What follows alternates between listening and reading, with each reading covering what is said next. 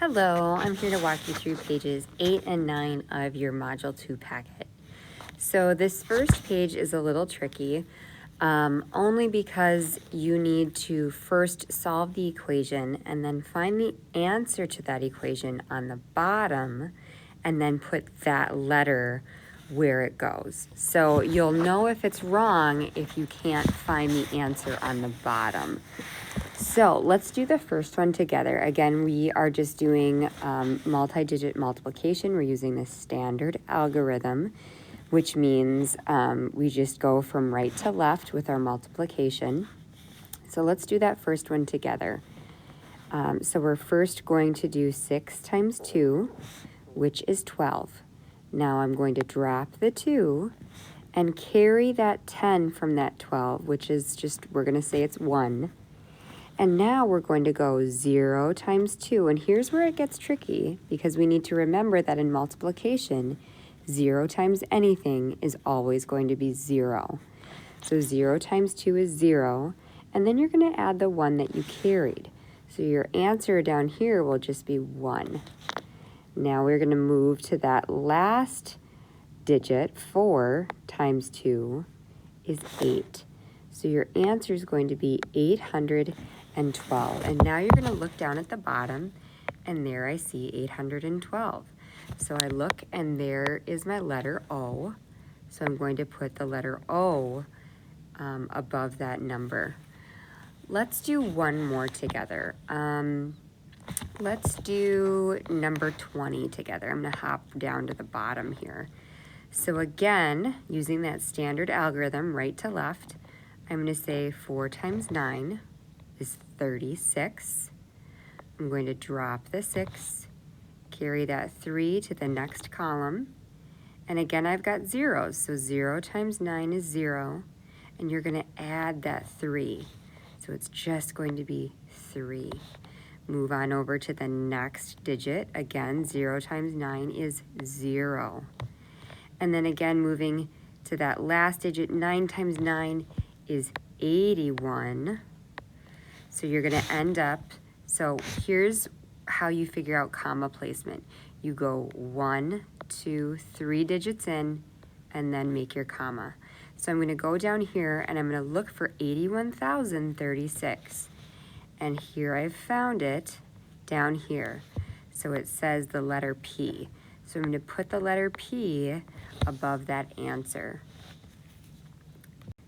Moving on to the next page, we're going to work with some word problems. So these are pretty standard. Number 1, Jamil earns $12 each hour that he works. And I like to lay it out like this because it's just kind of putting it where I can see it. He worked 5 hours yesterday. How much money did he earn? Well, if he works 1 hour, he gets $12. So imagine if he worked 5 hours, how much money would he make? So your answer is going to be in dollars. And again, this is a multiplication problem because you're doing 12 per hour and you've got 5 hours. So I'm not going to solve it for you, but I'm just going to lay it out for you. Number 2, Ramona was riding her bike at 13 miles per 1 hour. She biked for 3 hours. How many miles did she go? So again, if 1 hour is 13 miles, what would 3 hours be? And your answer is going to be in miles. The challenge, Jamil, so we're back to Jamil from that number 1. He earns $12 per 1 hour. He worked 25 hours last week. So now we're into double digit by double digit multiplication. And the way we set that up is I always like to put the larger number on the top, but it doesn't matter, and the smaller number on the bottom. And again, I just use that standard algorithm. I go right to left. So 5 times 2 is 10. Drop the 0, carry the 1, And I'm not done yet. I'm going to do my other one, which is 2 down here. 2 times 2 is 4, plus that 1 is 5.